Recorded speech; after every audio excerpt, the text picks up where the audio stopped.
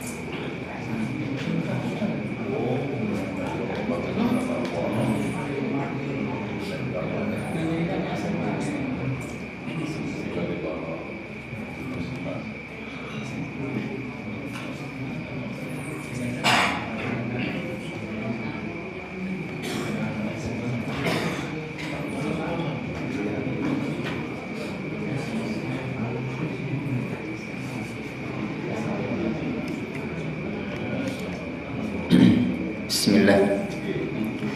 Assalamualaikum warahmatullahi wabarakatuh. Alhamdulillah wassalatu wassalamu ala rasulillah. Allahumma liman yanfa'una wa anfa'na bima 'allamtana wasdalman wa salahan ya rabbal alamin. Allahumma as'aluka ilman nafi'an wa rizqan thayyiban wa 'amalan mutaqabbalan. Jamaah rahmatullah, jamaah pengajian rutin malam Rabu Masjid Ar-Rasyid Permukorpri Gayam Sukoharjo. Alhamdulillah kita lanjutkan kajian kita. Ini malam Selasa ketiga ya. Selasa ketiga. Biasanya kita bahas kitab Panduan Muslim. Untuk hari ini alhamdulillah kita akan bahas kitab baru ya. Buku baru tentang apa? Sifat sholat Nabi. Terus kemudian betul? Belum pernah ya? Saya itu juga lupa. Saya di Ar-Rasyid kemarin janjinya bahas kitab apa itu lupa kemarin itu. Alhamdulillah. Saya telepon Pak Salim nggak diangkat-angkat itu. Alhamdulillah. Oke. Jadi kita akan bahas tentang sifat sholat Nabi. Ini buku ringkas yang ditulis oleh salah seorang ulama besar, Syekh Albani rahimahullahu ta'ala. Karena kajian perdana jamaah saya akan bahas 3 hal singkat dulu. Yang pertama terkait sholat. Kenapa kita bahas sholat? Yang kedua terkait dengan Syekh Albani. Syekh Albani seorang ulama besar, seorang mujaddid, seorang ahli hadis kontemporer, orang yang luar biasa. Luar biasa juhud beliau dalam menelaah hadis-hadis Nabi Sallallahu Alaihi Wasallam. Ya, tidak ada tandingannya ya, di abad ini tidak ada tandingannya.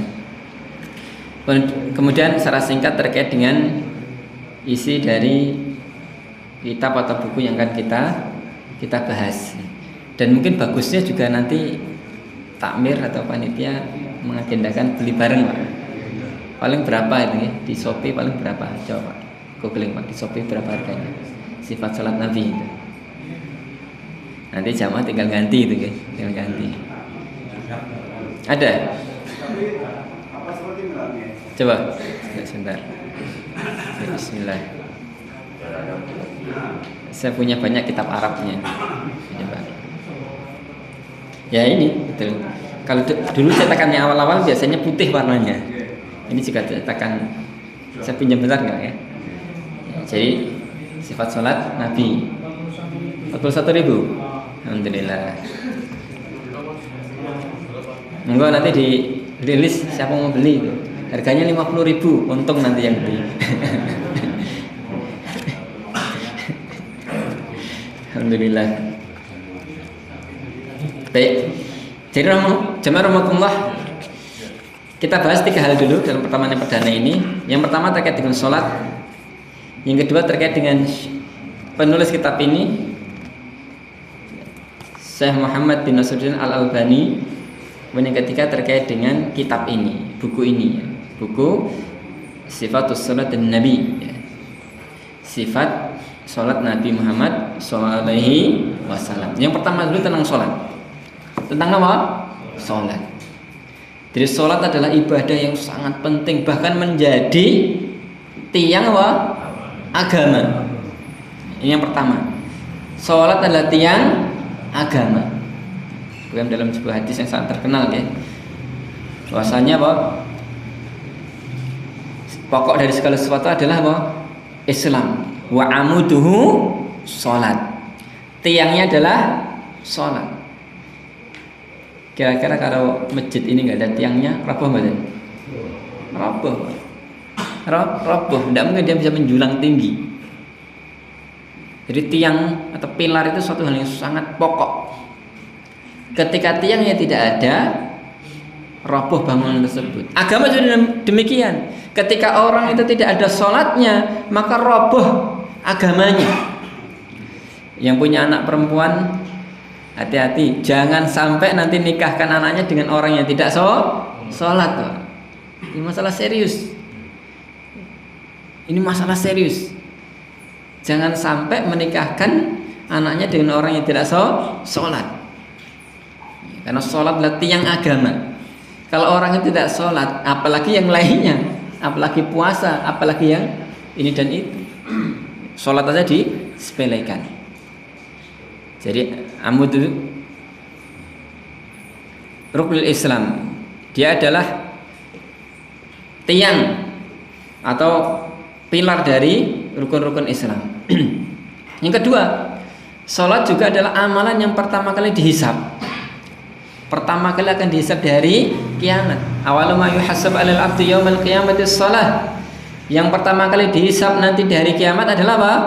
Salatnya. Idza saluhat saluha sa'iru amali. Idza saluhat saluha sa'iru amali. Jikalau baik salatnya, baik seluruh apa? Amalnya. Wa idza fasadat fasa sa'iru amali. Jikalau jelek salatnya, jelek seluruh amalnya. Dilihat sholatnya aja. Coba kalau kita lihat orang ya, orang itu kalau sholat sudah telatan, sholat sudah tidak serius, apalagi yang lainnya. Apalagi yang lainnya. Jadi kalau kita ingin lihat agama seorang itu, lihat apa sholatnya. Itu menjadi tengeran kalau dalam bahasa Jawa, menjadi patokan. Kalau sholatnya bagus, insya Allah apa? Ibadah yang lainnya juga bagus. Aneh Pak, ini penting Pak. Banyak orang ngaku aktivis Islam Pak. Sibuk dengan kegiatan Islami, inilah itulah. Tapi sholatnya apa? Bolong-bolong. Kadang betul. Apalagi takmir masjid. Waduh. Takmir masjid tapi jarang ke masjid. Enten betul. Ada juga. Itu mereka betul enten. Tadi. Masalah ini. Masalah. Jangan sampai. Termasuk juga orang yang ngaji, Pak. Pun jenengan ngaji seperono sprene, ngaji udah usai udah ngaji sekian tahun. Tapi sholatnya apa? Telatan. Sholatnya apa? Telatan. Berarti kan ini pertanda ngajinya betul apa?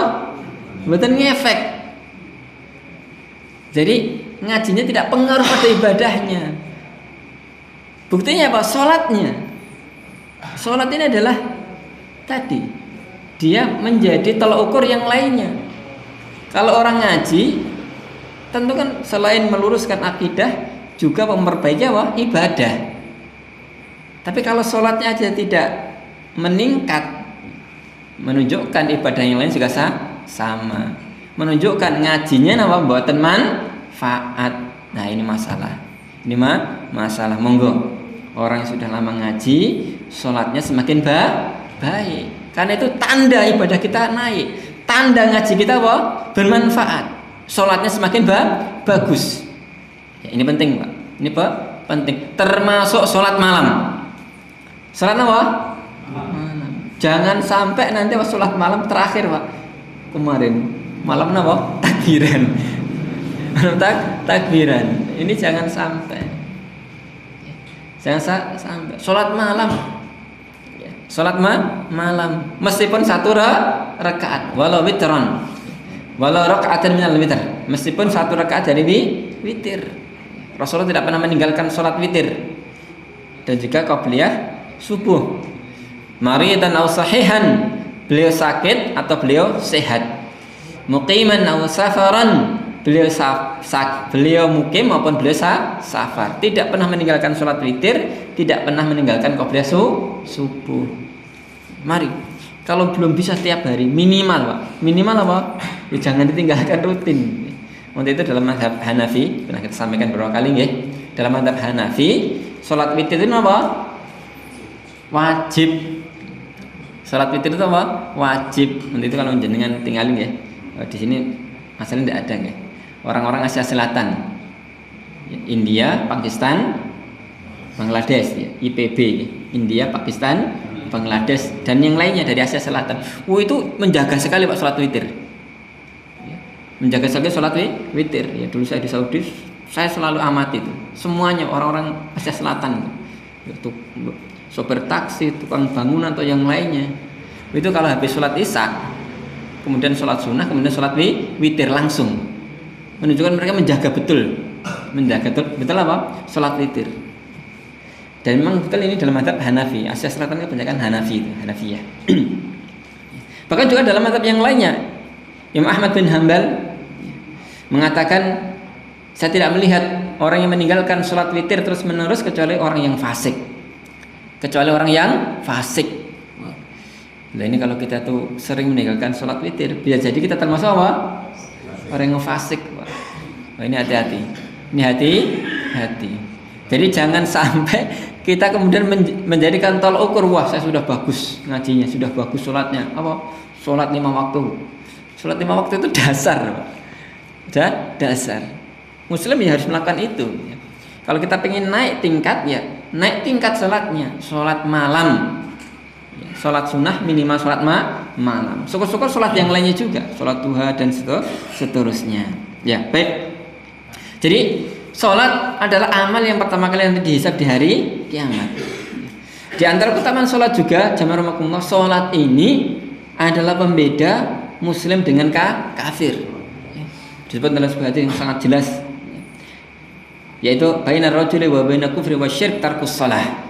Yang membedakan seorang itu dengan kesyirikan, dengan kafiran adalah meninggalkan sholat.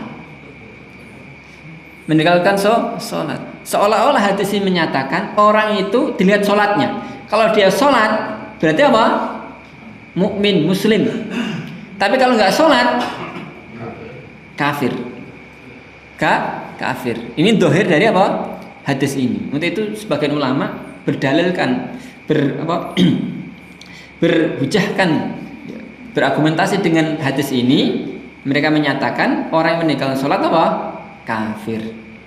Meninggalkan sholat kafir. Meskipun ini masalah khilafnya ma'ruf itu. Sebagian mengatakan tidak kafir, dia melakukan kezaliman, melakukan dosa yang sangat besar. Sebagian ulama yang mengatakan, sebagaimana dalam hadis ini, orang yang meninggalkan sholat kafir. Dan ini dikuatkan dengan firman Allah Ta'ala dalam Al-Quran. Ketika penghuni neraka ditanya, Ma salakakum fi saqar. Qalu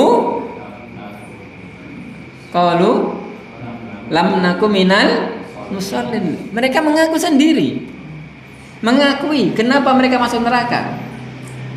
Lam nakum minal musallin. Dulu kami tidak termasuk orang-orang yang salat. Tidak termasuk orang-orang yang salat. Jadi jemaah rahimakumullah, sekali lagi, salat itu pembeda antara orang Islam dan orang kafir. Tapi saat ini masalahnya ngeten, banyak orang KTP-nya Islam tapi mboten salat. Lah niku pripun Pak kira-kira? Pripun Pak? Jangan Pak. Tiyang ngakune Islam, KTP-nya Islam ning mboten salat. Pripun Pak? KTP-nya ya Jadi yang masuk surga KTP-nya orangnya ketinggalan. Karena yang Islam hanya apa? KTP-nya. Lah betul. Lah orangnya aja nggak sholat kok gimana mau masuk surga? Ya masuk surga hanya KTP-nya saja. Karena yang Islam hanya KTP-nya tadi. Aneh. Orang aku Islam, aku Muslim tapi tidak sholat. Ini masalah besar. Dan nyatanya banyak seperti itu. Banyak. Ini menjadi masalah besar. Untuk itu jamaah Allah ini perlu didakwahkan. Kita tidak bisa hanya kemudian menyalahkan orang. Dakwahkan Pak. Misalkan jenengan ada tonggong ya, ada tetangga belum sholat, diajak Pak. diajak. Kan bisa jadi ada 3 hal. 1, dia ikut sholat, alhamdulillah, dapat pahala besar jenengan. 2, dia tidak ikut sholat tapi nolak dengan halus. Nggih, jing, nggih ning mboten kepanggih. Jadi lumayan. Nggih aja lumayan tuh. Lha minimal dia apa? Merespon. Merespon. Atau yang ketiga menolak. Menolak. Bahkan meskipun menolak pun jenengan tidak apa rugi. Sudah dapat apa? Pahala. Dan dia pun meskipun menolak jamanumakumullah, tapi sebenarnya hatinya itu mikir enggak? Mikir enggak? Mikir. Meskipun dia menolak lesannya, tapi sebenarnya mikir. Untuk itu ya salah kita. Kenapa tidak mengajak? Kalau masih ada anggota keluarga yang tidak sholat, ada anggota warga masyarakat tidak sholat, ya tanggung jawab kita. Jangan sampai kita hanya kemudian itu nggak sholat, ini enggak. Jangan. Tapi apa upaya kita? Apa yang kita lakukan agar mereka sholat? Minimal sholat, Pak. Adapun yang lainnya nanti itu nanti. Yang penting sholat dulu. Yang lainnya nanti. Untuk itu jamaah Allah, coba kita lihat dalam surat Al-Ma'un. Dalam surat apa? Al-Ma'un. Ketika Allah jelaskan tentang orang-orang mendustakan agama. Ara'aital ladzi yukadzibu biddin. Orang-orang yang mendustakan agama, mendustakan hari akhir, mendustakan hari pembalasan. Intinya kan cuma 2 ya. Orang yang jelek hablum minannasnya, hubungan dengan manusianya jelek, enggak mau nyantuin anak yatim, enggak mau memberi orang miskin, enggak mau berbagi dengan Al-Ma'un. Dan juga orang-orang yang fawailul lil musallin alladzina hum an salatihim sahun. Jadi orang-orang yang apa?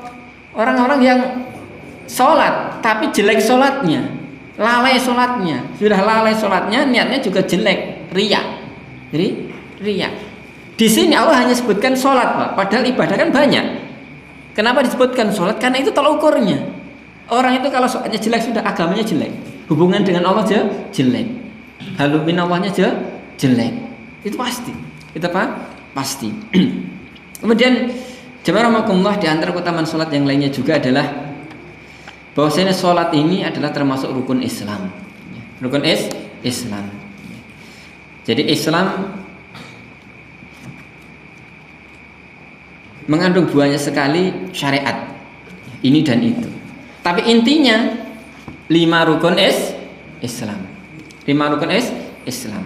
Dan di antara 5 rukun Islam ini masing-masing memiliki pokok. Yang pertama syahadat. Syahadat adalah inti dari akidah. Akidah itu banyak. Banyak. Tapi di antara inti dari akidah itu apa? Bersaksi, sumpah setia, la ilaha illallah. Tidak ada yang disembah kecuali hanya Allah, wa anna Muhammadar Rasulullah, dan bahwasanya Muhammad adalah utusan Allah. Kemudian yang kedua, salat. Salat ini adalah inti dari ibadah badaniyah. Inti dari hubungan kita dengan Allah. Salat. Ibadah itu banyak. Ta'abbud kita, penyembahan kita pada Allah itu banyak. Tapi intinya apa? Salat. Kemudian yang ketiga adalah zakat. Kalau zakat adalah inti hubungan dengan sama manusia. Kita berbuat baik pada orang lain banyak cara. Dengan zakat, dengan sedekah, dengan bantu ini dan itu. Tapi yang diwajibkan, yang ditekankan, bahkan dipaksakan oleh syariat adalah zakat. Itu suka tidak suka harus dilakukan. Harus dilakukan. Kan itu intinya. Kemudian yang keempat adalah puasa. Dan ini adalah inti dari hubungan dengan diri kita. Hubungan dengan nafsu kita. Muamalatu ma'an nafs. Kemudian yang kelima yang paling puncak adalah yaitu haji. Haji ini kumpulan dari banyak hal. Kembali ke sholat. Jamaah rahimakumullah, sholat adalah rukun Islam. Yang namanya rukun itu kalau tidak ada maka tidak ada hal itu. Contohnya ngeten. Ini musim haji nggih. Musim haji gelombang pertama sudah selesai nggih. Pemberangkatannya ke mana? Ke tanah suci. Ini nanti masuk gelombang kedua. Ya. Jadi haji itu di antara rukunnya apa? Wukuf di Arafah. Lah kira-kira bisa enggak wukuf itu digantikan dengan yang lainnya? Wah, kalau wukuf di musim haji rame, mending wukufnya dipindah. Pindahnya teng ndi? Teng Sulawesi misalkan. Napa teng Jawa Timur napa? Asal mboten. Diganti dam misalkan. Enggak usah wukuf diganti dam. Asal mboten? Enggak boleh. Al-hajj Arafah. Al-hajju Arafah. Haji itu Arafah. Kalau tidak wukuf di Arafah tidak ada haji. Itu aksiomatik. Kalau orang tidak wukuf di Arafah, maka dia tidak haji. Tidak bisa digantikan. Jadi rukun itu seperti itu. Rukun itu tidak boleh tidak. Ya. Kalau dia tidak ada rukun itu, maka tidak ada ibadah tersebut. Contohnya tadi haji harus wukuf.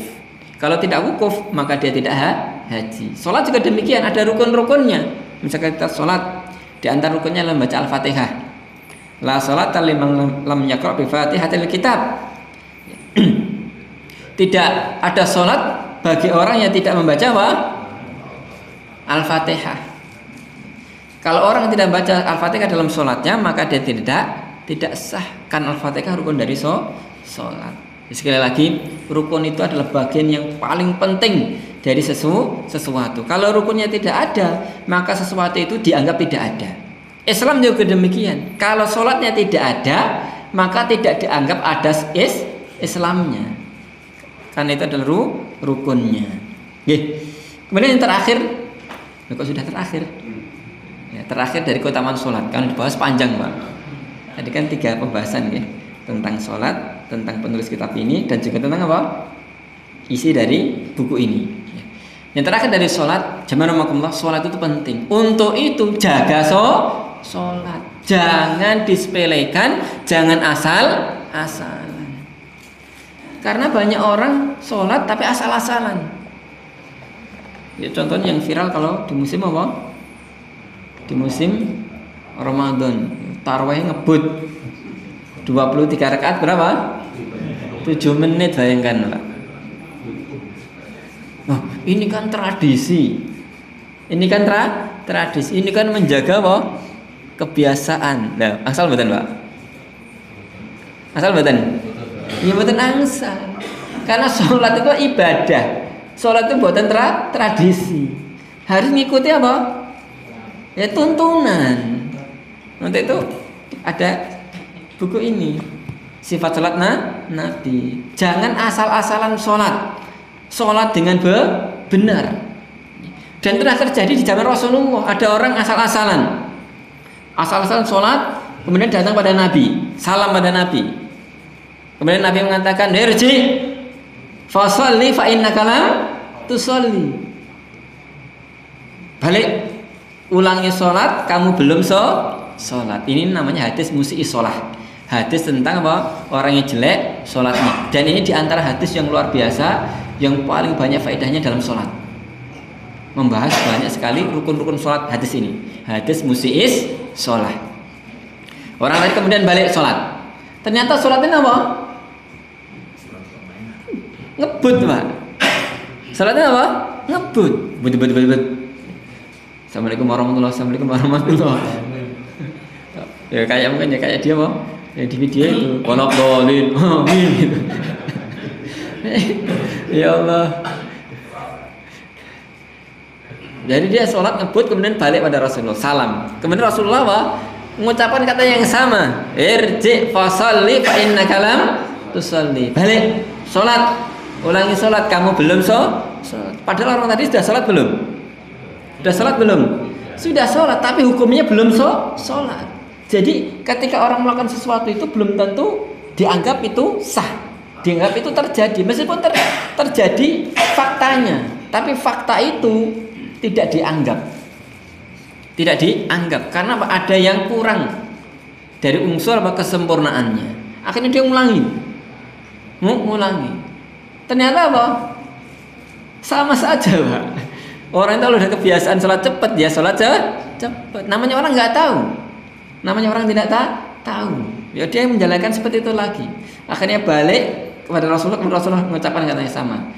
Irji fa sholli fa innaka lam tusolli, sampai 3 kali. Nah kemudian setelah 3 kali dia kemudian ngomong begini, ya Rasulullah, dan ini bagusnya, wahai Rasulullah, saya tidak bisa berbuat yang lebih baik dari ini. Fa'alimni, maka ajari apa? Aku. Wah ini loh Pak bagusnya. Dia memang orang tidak tahu, tapi dia merasa apa? Dia tahu diri. Akhirnya apa? Minta diajari. Nah orang zaman sekarang sholat ngebut Pripun? Ngamuk. Ngamuk mboten? Lho orang saat ini lho. Saya sedikit keluar dari pembahasan dulu, Pak. Saya cerita dikit. Beberapa waktu yang lalu, saya itu dari Jakarta, ya. Jadi saya itu kadang-kadang ada kegiatan di Jakarta, naik kereta, saya di sana balik lagi naik kereta. Nah, kebetulan kemarin tuh saya dari Jakarta balik itu malam hari. Saya naik kereta dari Gambir itu jam 11 malam. Biasanya saya tidur gitu ya. Nah, kebetulan di samping saya itu tentang orang Jepang. Tentang orang Jepang. Saya buat status Facebook ya. Cerita lengkapnya lihat di Facebook saya. Tapi singkatnya gini, orang Jepang itu udah cerita banyak hal. Yang saya kagum ternyata dia bisa bahasa Indonesia fasih sekali. Bahkan bahasa Jawa, Pak. Bahasa Jawa halus, Pak. Luar biasa. Dia udah 20 tahun di Indonesia ini. Dan ternyata dia seorang mu'alaf. Dia cerita panjang lebar, dia juga cerita tentang Jepang dan seterusnya. Tapi ada satu yang saya seneng. Kenapa kok dia suka Islam? Dua hal. Satu, Islam itu agama yang jelas. Agamanya apa? Jelas. Jadi konsep akidahnya jelas. Misalnya tentang tauhid ya jelas, Allah satu. Ini dan itu, jelas konsep akidahnya. Agama yang lainnya kemudian dia cerita tentang Shinto. Shinto itu nggak jelas, Pak. Shinto itu nyembah apa dia nggak jelas kata dia itu. Ini nggak nyembah Tuhan, nggak nyembah ini, nyembah jin dan seterusnya. Nggak jelas. Konsep akidahnya nggak jelas kata dia, nggak? Pasti dia. Konsep ibadahnya juga jelas. Sholat misalkan, zakat misalkan. Jadi jelas aturan-aturannya itu jelas. Jadi konsep ibadahnya jelas, konsep akidahnya jelas, ibadahnya jelas, syariatnya juga jelas. Misalkan dalam masalah apa? Makanan ada halal haram. Jadi hukumnya jelas. Jadi agamanya penuh dengan kejelasan. Yang kedua, yang suka dengan Islam juga adalah Islam itu dibangun di atas dalil ilmiah. Agama yang ilmiah, yang logis. Semuanya ada dalilnya. Jadi ketika ini, oh ini dalilnya ini, ketika ini. Jadi orang itu beragama dengan apa? Dengan mantap. Tapi kemudian dia curhat, kan dia lama di Indonesia, Pak. Lama di Indonesia kemudian curhat. Tapi ketika saya di Indonesia, saya itu bingung dengan orang Indonesia. Islamnya apa macam, Pak.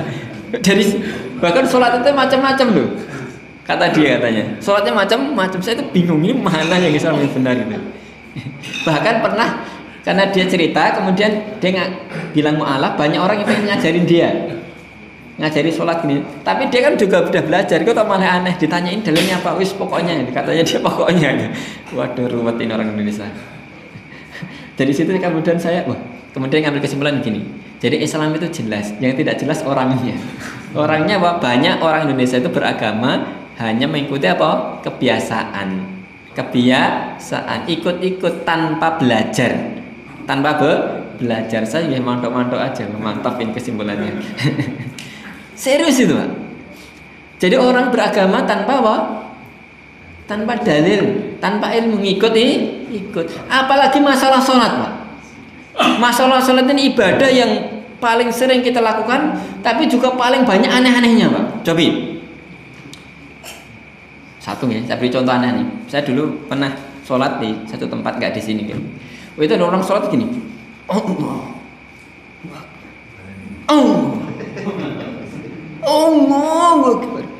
Waduh, sampai berkali. Dan itu terus-terusan, Pak.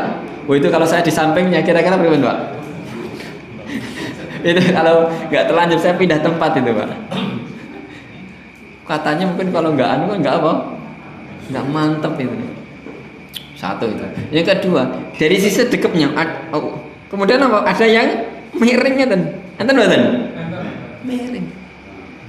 Bahkan juga ada Allah diputar-putar, enten.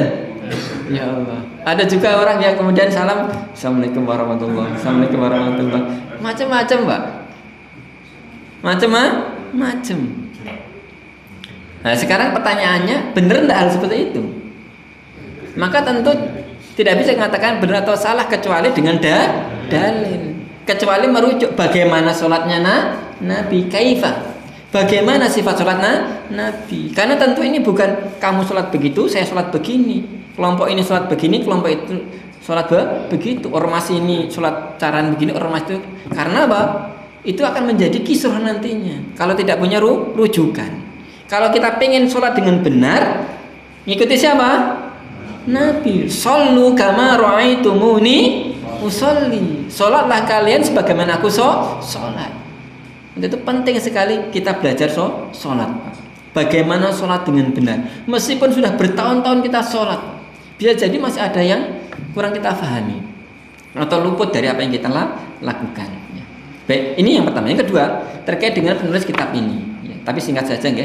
Beliau adalah al-ulama Syekh, ya, Syekhul Islam Syekh Muhammad bin Nasruddin Al-Albani rahimallahu taala. Ya, beliau seorang ulama besar. Beliau dari daerah mana? Albania. Albania itu pundi, Pak? Etan mriku. Etan mriku nggih, pundi etan mriku? Mbah, Albania itu pundi, Mbah? Jenengan, Mbah? Pundi Mbah Albania niku? Pokoknya adoh, Bang, ya. Albania itu mana? Eropa. Ya, Eropanya mana?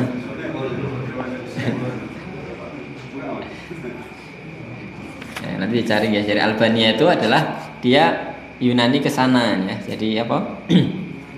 Jadi dia agak ke barat ya. Itu apa dulu negara Islam ya? Dulu kan Kekaisaran Utsmania sampai ke situ. Sampai ke situ. Tapi kemudian tetap jadi banyak perang ya, perang apa? Kosovo dan seterusnya. Akhirnya kan kejadian tidak kondusif, beliau itu pindah. Jadi Syekh Albani asalnya dari Albania. Dan itu gelarnya apa? Albani. Jadi biasanya orang itu digelari dengan apa?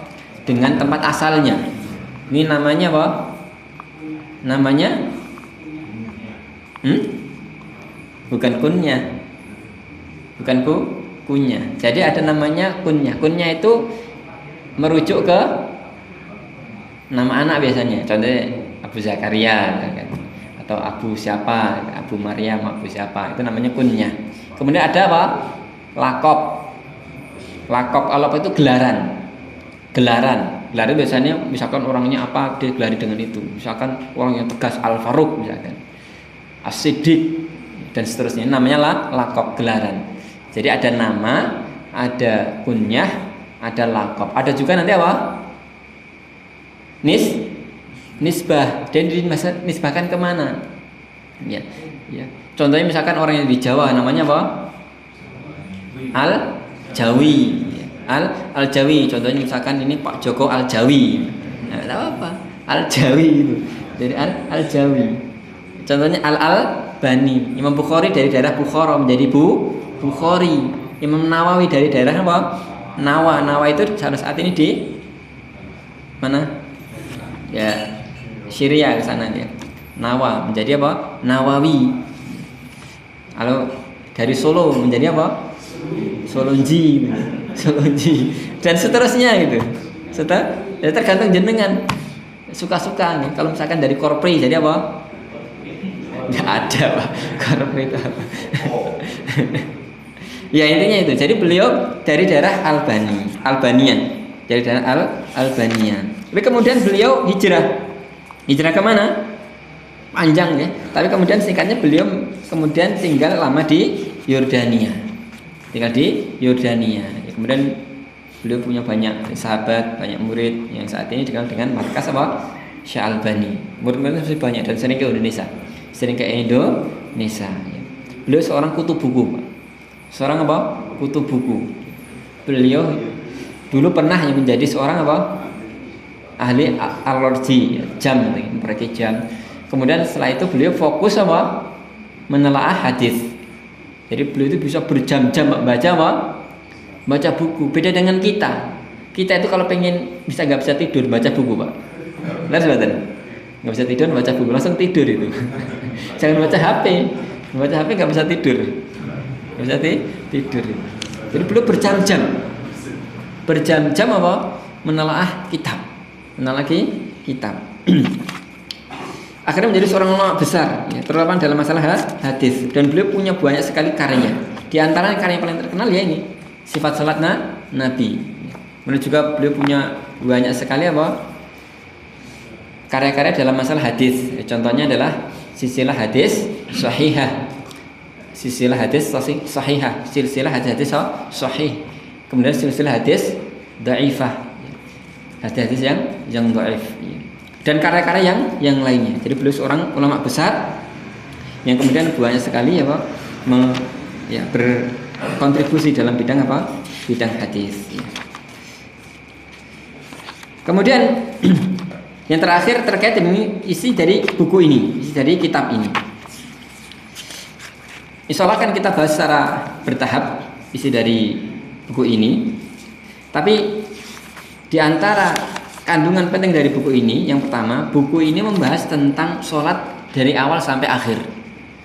Dari awal sampai akhir, mulai dari nanti syarat-syarat sholat, syarat-syarat sholat, kemudian rukun-rukun sholat, kemudian setelah itu apa? Wajib-wajib sholat. Dan juga yang terakhir kemudian beliau membahas tentang beberapa khilafiyah dalam sholat.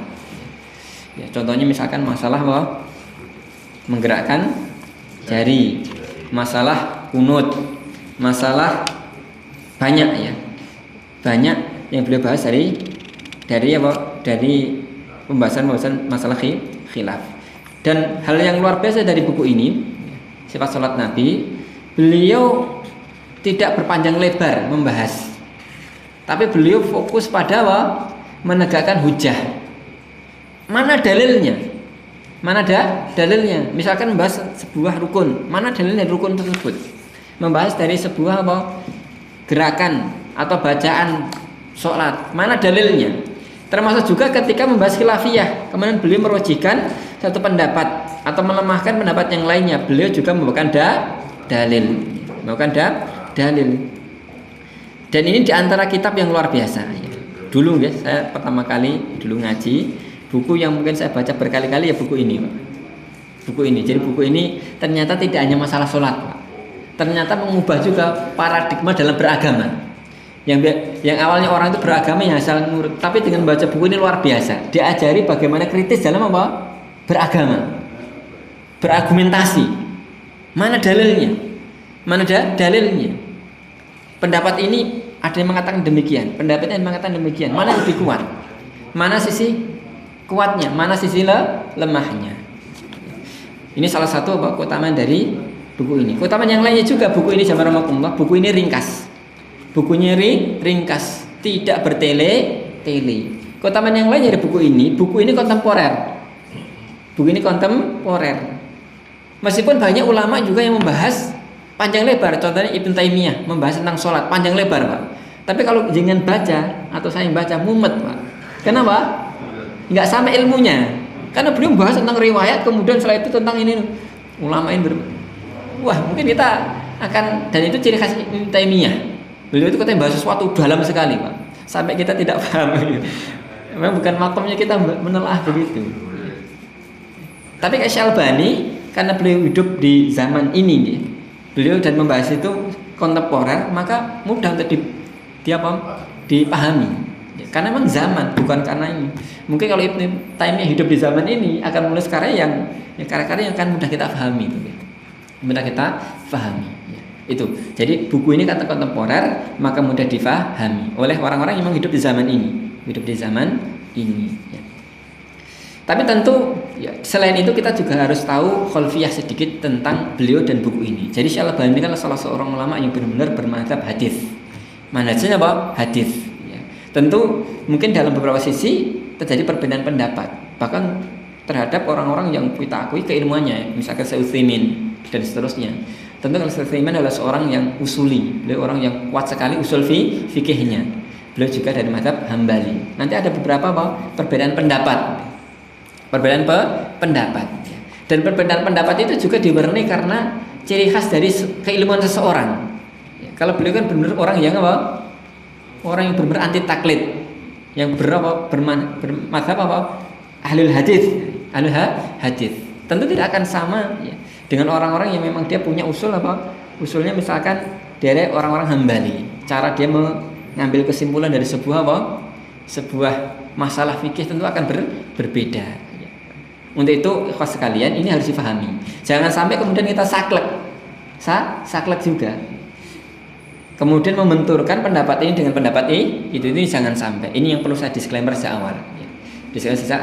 Jadi setiap ulama itu punya karakteristik, termasuk juga jalur keilmuan, termasuk juga madhab dalam apa? Dalam bagaimana ulama tersebut mengambil kesimpulan dari sebuah hukum. Dan itu akan sangat terasa itu, akan terasa. Bahkan kalau kita boleh lihat ustadz-ustadz kita saja di Indonesia, itu akan kelihatan berbeda. Sebagian ustadz dia akan kuat dari sisi apa, karena terpengaruh dengan manhajnya Syalbani itu. Dia dalam mentarjih sesuatu mengikuti manhaj. Ada juga sebagian ustadz yang memang dia orang-orang yang usuli itu. Ada yang dia mendalami fikih Syafi'i, dan ketika dia mengambil sebuah istinbat dari sebuah hadis akan terpengaruh dengan cara-cara Syafi'iyah dalam mengambil kesimpulan dari sebuah hukum. Ada juga orang-orang yang dia usulnya itu Hambali, jadi dia banyak terpengaruh dengan ulama Saudi misalkan. Kemudian cara mengambil hukumnya juga demikian. Dan ini tentu tidak perlu dipertentangkan, Nanti banyak sekali seperti itu, dan mungkin akan kita bahas nanti pada waktunya. Contohnya misalkan masalah nanti itu masalahnya khilafnya kuat nih. Misalkan masalah dia turun dari iktidal, mau sujud kaki dulu atau tangan dulu. Ini pembahasannya panjang, Pak. Dan masing-masing punya hujah. Termasuk juga masalah menggerakkan jari. Ini juga masalahnya panjang. Dan masing-masing punya hujah. Hujah dari hal tersebut. Dan masalah itu kadang-kala bukan hanya masalah fikih. Kadang-kala itu menjadi masalah khilaf dan masalah usul fikih. Bahkan juga kadang-kala khilafnya itu bukan dari fikih, bukan dari usul fikih, dari masalah hadis. Masalah menetapkan hadisnya itu sahih atau tidak, dipakai hujah atau tidak. Contohnya menggerakkan jari itu sebenarnya awalnya adalah masalah hadis. Ya, ini sebagai penutup, ini sebagai awalan, gambaran. Jadi satu sisi kita harus beragama dengan ilmiah, dengan kritis gitu ya. Mencari mana yang benar. Kemudian kita ketika menjalankan itu dengan penuh keyakinan. Tapi yang lainnya kita juga harus paham masalah khilafiyah, jangan saklek. Karena nantinya tetap akan ada khilafiyah. Selama khilafiyah itu dalam masalah khilafiyah yang ijtihadiyah, maka lapang dada. Jangan sampai kemudian menyalahkan orang yang memang dia punya dalil juga. Tapi kalau khilafiyahnya tidak ada dalilnya, ya tidak bisa. Misalkan orang sholat tidak tumakninah, tidak apa-apa, ini budaya. Ini namanya itu bukan khilafiyah. Itu sesukanya sendiri, ngeyel namanya.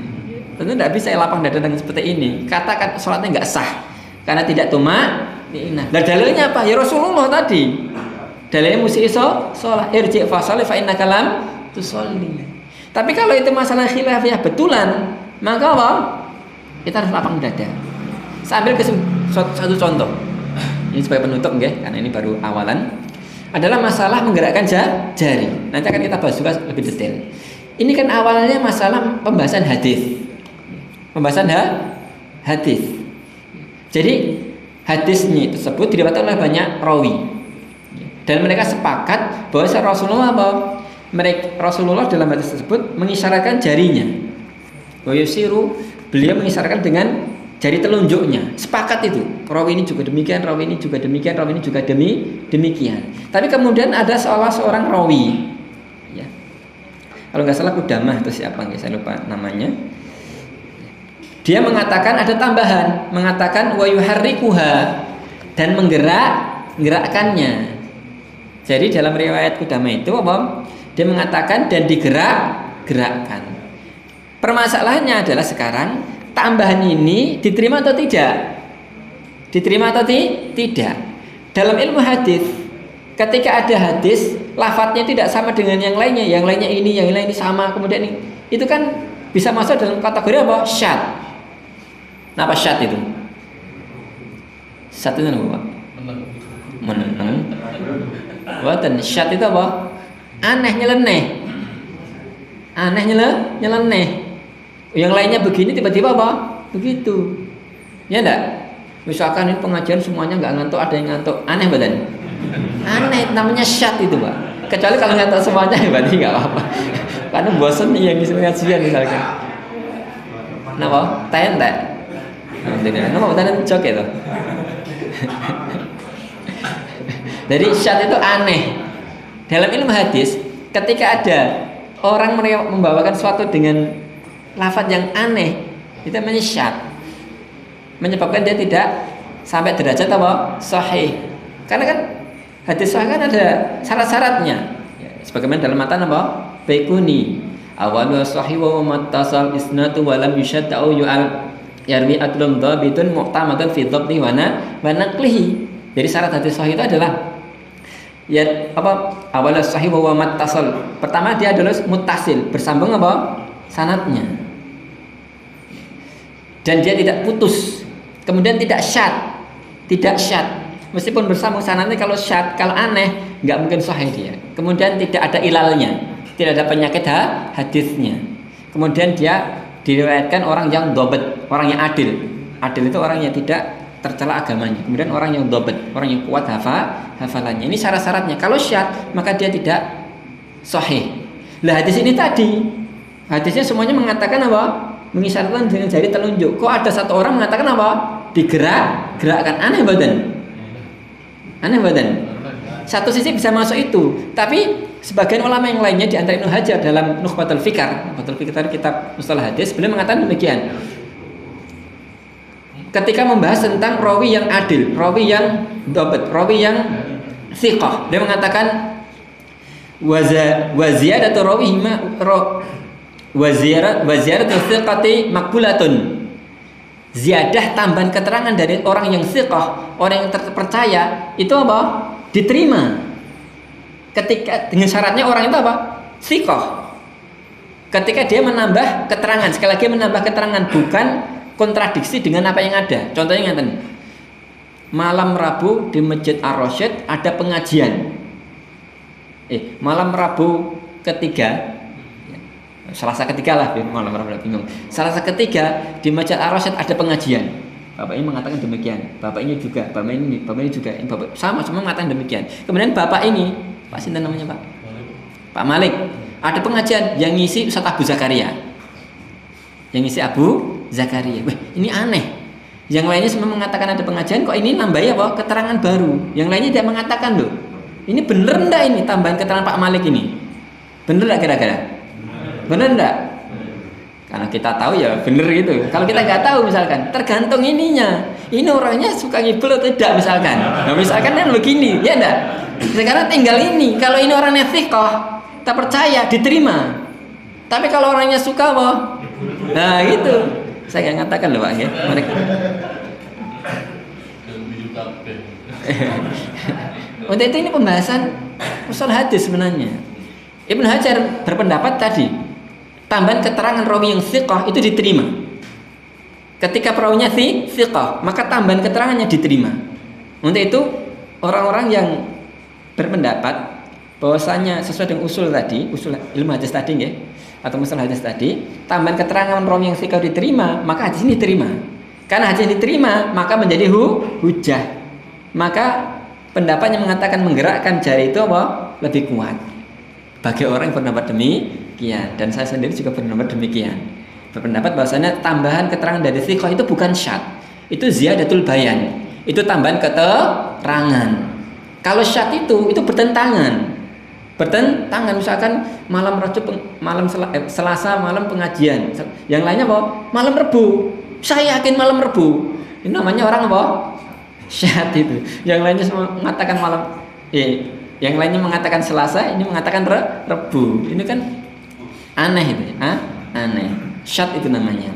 Tapi kalau tambahan keterangan kan tidak menentang, hanya menambahi apa? Keterangan yang lebih detail. Tadi kan bertentangan badan, mengisyaratkan dengan jari telunjuknya sama menggerak-gerakkannya. Bertentangan badan?